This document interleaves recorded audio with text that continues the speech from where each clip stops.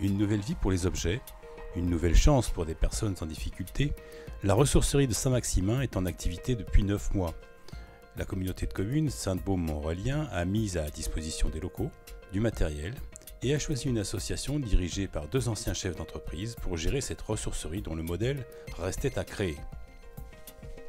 On avait l'étude de faisabilité au départ et ensuite on a été voir d'autres chantiers, d'autres ressourceries. Mais après, c'est notre propre expérience qui nous a permis de faire un budget prévisionnel, d'imaginer une projection sur ce qu'est une ressourcerie. L'un et l'autre, on n'avait pas d'expérience en la matière, quoi. Il y a vraiment un engouement pour ce projet-là. On sent qu'il y a un accueil très favorable. Ça nous a surpris agréablement. On nous remercie même d'avoir mis ce projet en place, parce que maintenant il y a un lieu où on peut apporter des objets qui nous appartiennent sans être obligé de les mettre à la déchetterie, sachant qu'ils sont destinés à l'enfouissement. La ressourcerie, c'est également la création d'emplois. Alors actuellement on a 7 salariés effectivement en insertion.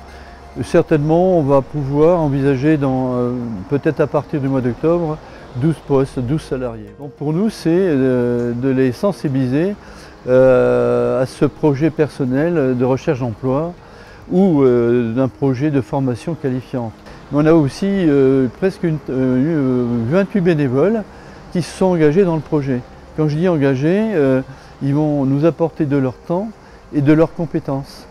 Sans ces bénévoles, le projet n'aurait pas pu exister non plus. Une ressourcerie, ça fonctionne comment ? Réponse du directeur. Une ressourcerie, ça a 4 fonctions principales. Première fonction, c'est la collecte. Deuxième fonction, c'est la valorisation. Troisième fonction, c'est la revente. Et quatrième fonction, qui est une fonction un peu transversale, qui est la sensibilisation des publics. À la demande des particuliers de Saint-Maximin et de ses environs, une équipe est envoyée sur rendez-vous pour collecter les objets sur place. Ceci représente environ 150 tonnes par an. On va sur la commune de Nance-les-Pins. Donc nous allons suivre dans le cadre de la collecte des encombrants une liste qui nous a été communiquée par la communauté des communes. On prend pas tout. Tout ce qui est gravat, pot de peinture, bidon, on prend pas. Voilà, tout ce qui est ferraille, tout ce qu'on peut faire partir dans les filières comme écomobilier, D3E, encombrants. Bon. Super. Il y a aussi l'apport volontaire d'objets qui représente environ 60 tonnes pour un bassin de 30 000 personnes. Ce qui est intéressant, c'est que la plupart du temps, je dirais à 90%, ces objets sont réutilisables. Très très propres, ou alors il y a des choses qui sont en bon état mais qui sont à réparer. Donc c'est une partie importante de ce qu'on va revendre en fait.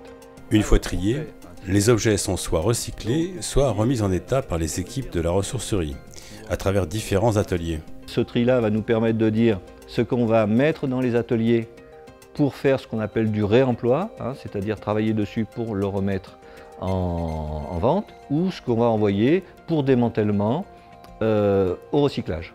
Filière D3E, déchets d'équipements électriques et électroniques, filière métaux, filière écomobilier. Donc ces recyclages-là, en fait, sont financés par vous et moi, par ce qu'on appelle les écotaxes. Globalement, au niveau de la ressourcerie, on rejette à la déchetterie, c'est-à-dire ce qui va terminer en déchet ultime, environ 20%. Donc 80% vont repartir pour une seconde vie. Des meubles, des livres, de la vaisselle, des vélos, tous ces objets sont pris en charge par les ateliers. Il y a 3 niveaux d'intervention. En fait, intervention de niveau 1, c'est le simple nettoyage. Qui peut demander énormément de temps par contre. Niveau 2, c'est les petites réparations. Et le niveau 3, c'est des grosses réparations et ce qu'on appelle du relooking. Vous donnez un petit air de renouveau, la moderniser un petit peu. Au niveau lorsqu'on a créé la ressourcerie, il y a déjà une association qui est la Croix-Rouge française à Saint-Maximin qui est très spécialisée dans le vêtement, donc ils le font très bien. Donc nous on a décidé de ne pas faire de vêtements, pas faire de textiles, et lorsqu'on récupère ce genre d'articles, on le ramène. De quelques centimes à quelques euros, ici les prix sont encore moins chers que sur internet Et de plus, les produits sont visibles et accompagnés de conseils. La ressourcerie est bien sûr ouverte à tout public, soit pour les dépôts, puisque nous acceptons, nous recevons les dépôts volontaires toute la semaine. Le magasin, lui, est ouvert tous les samedis, de 9h30 à 12h et de 14h à 17h. Donc on accueille volontiers tout le monde, et que ce soit des gens de la communauté de communes, c'est-à-dire, mais on a beaucoup de personnes qui viennent de l'extérieur et souvent assez loin même.